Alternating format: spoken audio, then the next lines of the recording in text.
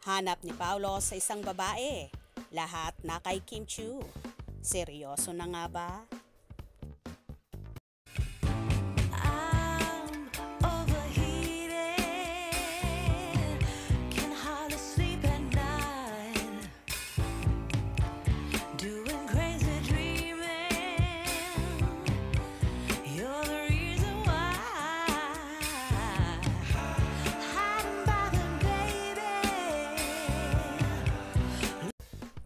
Tahasan ngang inamin ni Paolo Avellino on stage ang tila mga katangian ng isang babae na gustong-gusto niya at hinahanap-hanap niya.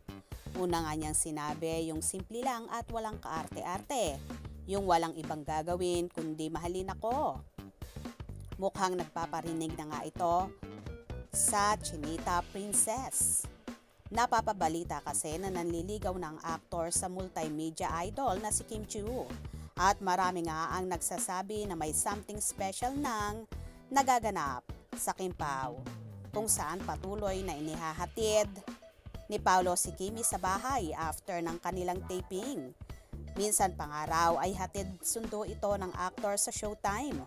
Kaya naman palaging ino-cry si Kim ng kanyang mga co-host. Sa nagdaang episode din ng Showtime ay hindi rin nakapagpigil ang singer-composer na si Ogie Alcacid, kung saan ibinulalas nito na panalong-panalo ang pag-ibig ni Kimi, kung saan medyo hinampas pa siya ng actress. Kaya naman sinabi ni Ogie ay sorry. Mukha namang marami na sa Showtime ang nakakaalam sa relasyon ng Kim Pao na hindi na nga kayang itago. Kamakailan din sa naging interview kay Paolo para sa movie nila with Kylie Versosa, ang Elevator.